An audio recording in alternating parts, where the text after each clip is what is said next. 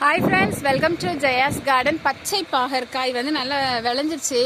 நேற்று நல்லா இருந்தது, நாளைக்கு பறிக்கலாம் நினச்சிருக்கேன். அதுக்குள்ளே நுனியில் கொஞ்சோண்டு பழுத்துருச்சு. இப்போ பறித்து இன்னைக்கு புளிக்குழம்பு வச்சிட வேண்டியதா. ஒரு காய் இருந்தால் புளிக்குழம்புக்கு போதும். வாங்க பறிக்கலாம். சேரை போட்டு பறிச்சிட்டு வந்துட்டேன். இதில் என்ன ஒரு ஹாப்பி அப்படின்னா, இந்த ரெண்டு பறிச்சதை விட இவங்கள பாருங்களேன், மிதிப்பாகலுடைய முதல் காய். இன்னும் கொஞ்சம் முன்னாடியே கூட பறிச்சிருக்கலாம் போல், முத்துன மாதிரி இருக்காங்க. அடுத்தடுத்து நிறைய வந்துடுவாங்க. ஆனால் மிதிப்பாகலை மேலே வரைக்கும் இழுத்து விட்டது. எப்படி பறிக்கிறது என்ன பண்ணுறதுன்னு தெரியல. தினமும் ஊற்று பார்க்கணும்.